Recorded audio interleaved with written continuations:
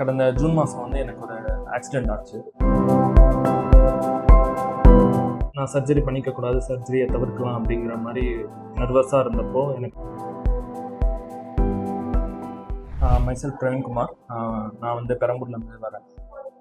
கடந்த ஜூன் மாதம் வந்து எனக்கு ஒரு ஆக்சிடெண்ட் ஆச்சு.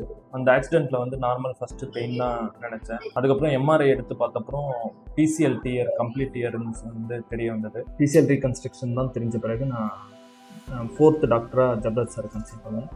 மற்றவங்களோட வந்து சார் என்னோடய ப்ராப்ளம் என்ன, எனக்கு சொல்யூஷன் என்னங்கிறத ரொம்ப கிளியராக ஒரு காமன் மேனுக்கு புரிகிற மாதிரி எக்ஸ்பிளைன் பண்ணாரு.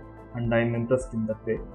ஸோ நான் சர்ஜரி பண்ணிக்கக்கூடாது, சர்ஜரியை தவிர்க்கலாம் அப்படிங்கிற மாதிரி நர்வஸாக இருந்தப்போ எனக்கு நம்பிக்கை கொடுத்து சர்ஜரிக்கான ஒரு ஃபெய்த் வந்து நல்லா சார் பில்ட் பண்ணார். அண்ட் சர்ஜரிக்கு பிறகும் சாரை வந்து நான் அடிக்கடி கன்சல்டேஷன் வந்து பார்த்தேன். அண்ட் அந்த ரெக்கவரி ஃபேஸ் வந்து சார் ரொம்ப எனக்கு வந்து அட்டீஸாக பண்ணி கொடுத்தாரு. சர்ஜரிக்கு அப்புறம் என்னோட ரெக்கவரி ஃபேஸ் வந்து ரொம்ப ஈஸியாக இருந்தது. ஆஃப்டர் தட் பிசியோ உடனே ஸ்டார்ட் பண்ணி like now I am in the end of the rehab period.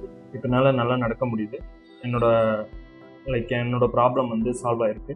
And thanks for Jabraj sir and ஓப் கிளினிக்.